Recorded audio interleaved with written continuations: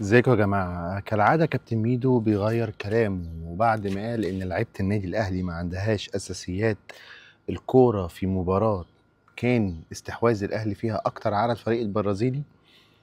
جه النهاردة سحب كلامه وقال لأ، أنا كان قصدي في الماتش ده بس، وإن الجهات الإعلامية في النادي الأهلي قدرت إن هي تاخد كلامي ده وتحفز بيه اللعيبة. من أهميتك بقى يا كابتن ميدو، يعني كابتن ميدو على طول بيغير كلامه. كابتن ميدو يوم القرعة كان بيحاول يحرق دم الأهلاوية بإن هو يقول أنا مش هشجع الزمالك. طب كنت جاي ليه حضرتك؟ ونشوف دلوقتي الفيديو ميدو قال إيه لما الزمالك كان بيلعب في البطولة العربية الودية. نتكلم على الكوره.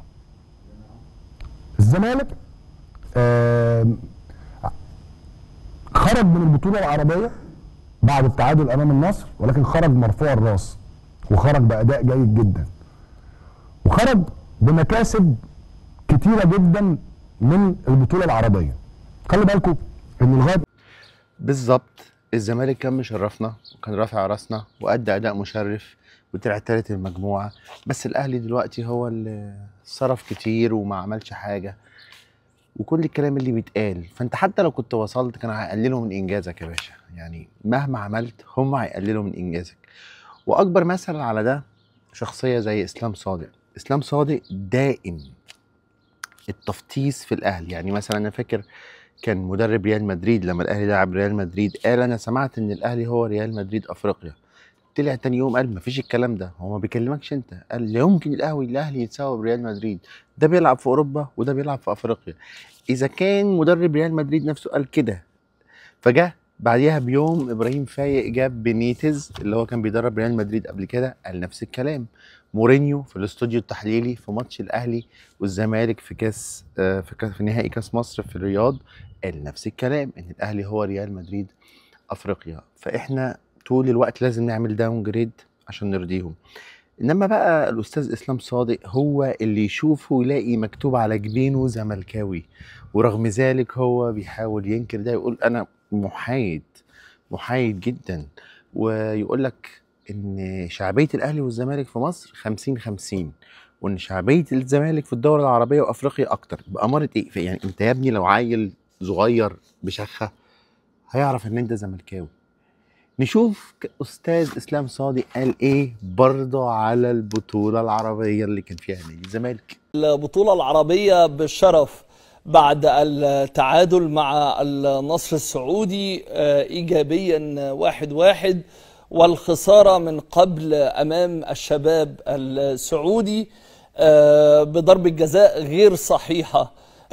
ولو أن نادي الزمالك ظهر بصفقات مختلفة عن الصفقات اللي ظهر بيها أو خاض بيها الموسم المنقضي، لكان الأمر مختلف أمام اليوم على الأقل، أمام فريق بحجم النصر السعودي، أمام فريق بحجم قيمة تسويقية تبلغ 150 مليون يورو، يقودهم طبعا النجم العالمي التاريخي كريستيانو رونالدو، اللي بتبلغ قيمته التسويقية 15 مليون يورو، وبيبلغ أكبر راتب سنوي في نجوم نادي النصر السعودي لفوفانا، اللي بيتقاضى راتب سنوي بيبلغ 32 مليون يورو، إلى جانب وجود ساديو ماني اللي انضم مؤخرا إلى نادي النصر السعودي.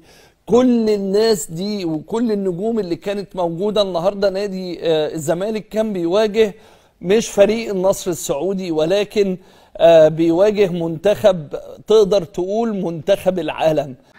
زي ما سمعتوا كده، الحقيقة إن إحنا عايشين معاهم بنظام الإيموشن رولي كوسترز، اللي هي اللعبة اللي في المراجيح دي، اللي هو القطر السريع طالع ونازل. هو دلوقتي حاسس بايه؟ عايز يصدر لك الاحساس ده، ودايما الاحساس اللي هو عايز يصدره لك هو احساس عايز يحبطك بيه. هو عايز يفطس فرحتك. شايفك فرحان ان انت تعادلت مع بورتو زي الاستاذ خالد الغندور ما يقول هو الاهلي بيقول ايه. بيقول الاهلي ما عملش حاجه في كاس العالم. لا، انا بقول لك عمل حرقان، وماتش بورتو الاخير ده تحديدا عمل حرقان. انت بتلعب في ليفل الزمالك عمره ما لعب فيه ولا غالبا هيلعب فيه، لان هو بيفكر الخطوه العشره. زي ما شيكابالا لو كان لعب لبرشلونه كان زمانه شبه لامين يامال، وقبل كده كان زمانه شبه ميسي او احسن من ميسي. مش لما يلعب للزمالك الاول؟ شيكابالا طول الوقت قاعد احتياطي في الزمالك، لعب نص سيزون 2010 وجا مانويل جوزيه قال كلمتين في المؤتمر الصحفي للانديه المنافسه: لو مسكتوا شيكابالا الزمالك خطورته هتقل، وقد كان، وخسر الزمالك الدوري. هو ده بس السيزون اللي لعب فيه شيكابالا، وبقيه المواسم كان لقطات منهم الجون اللي جابه في ماتش القاضيه اللي احنا طبعا ضيع فرحتنا. ف انا مش عارف الصراحه. وبعدين الكره المصريه كلها مربوطه بيهم بقى، بيقعدوا يدبدبوا ويخبطوا، ورجالتهم في الاعلام ورجالتهم في كل مكان يقعدوا يضغطوا على الدوله ويقعدوا يضغطوا على المسؤولين عن الرياضه المصريه علشان يتعمل التوازن بالعافيه. طب ما هو ده بيضر الرياضه المصريه. بص دلوقتي تعامل جمهور الاهلي مع الاعلام ايه، بص متابعه قناه MBC كان ايه والقنوات التانيه كانت ايه. بص دلوقتي بعد ما مشي شوبير بحجه احمد رفعت بيتقال ان شوبير هيرجع تاني، لان هم شافوا ان هم مش قادرين يشيلوا القناه، لان هم حتى لو مثلوا وعملوا نفسهم محايدين وبيحبوا النادي الاهلي، الاهلاويه مش عبط. الاهلاويه مش عبط. الحقيقه اللي بيعمله الزملكاويه في الاعلام ده تقدر تقول يعني بيملى فراغ هقول ايه بس، على طول مغناطيس. انت مهما حطيت في دماغك انك مش هتعبرهم بيعرفوا يستفزوك ازاي. انا نفسي بقالي يعني انا من مواليد الثمانينات يا جماعه، ومن ساعه ما وعيت على الدنيا وشجعت كوره وهم دايما ساحليننا وراهم في حواراتهم. يقول لك بس ده يجي كده يروح كده يجي كده، مش ممكن يا جماعه، مش ممكن. ما تنساش تعمل سبسكرايب يا حبيب اخوك، وتسيب كومنت، وسلام.